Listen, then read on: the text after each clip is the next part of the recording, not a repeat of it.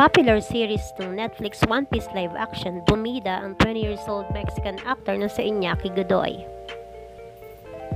Kasabay ng pagsikat ni Iñaki bilang Monkey D. Luffy, naging mausisa at masiyasat ang kanyang mga fans. Kamakailan nga ay nag-viral sa iba't ibang social media platforms ang iba't ibang mga larawan ni Iñaki. Ang naturang mga pictures ay hindi tukoy kung saan nagmula ang source.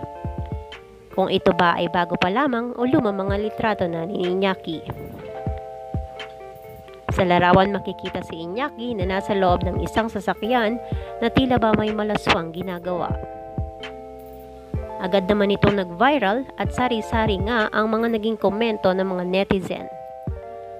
Aliwang ibang mga comments sapagkat inire-relate nila ito sa karakter ni Iñaki bilang Monkey D. Luffy na may goma-gomang superpower. Dito ay may kakayahan siyang pahabain na tila ba isang rubber ang mga parte ng kanyang katawan. Mga kaportal, naiisip nyo rin ba ang naiisip ko? Samantala, tikom naman ang bibig ni Iñaki sa naturang viral photos. Ganon din ang kanyang mga kaibigan at kasamahan sa One Piece live action series.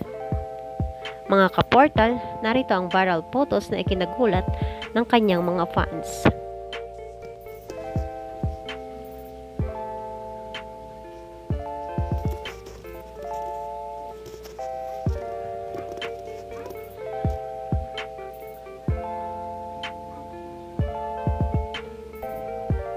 Sa inyong palagay mga kaportal, si Iñaki nga kaya ang nasa viral photos? I-comment ang inyong saloobin. Basta kami dito sa Entertainment Portal ay nakaabang pa rin sa mga susunod pang season ng One Piece live action. Yun lamang po at salamat sa inyong panonood.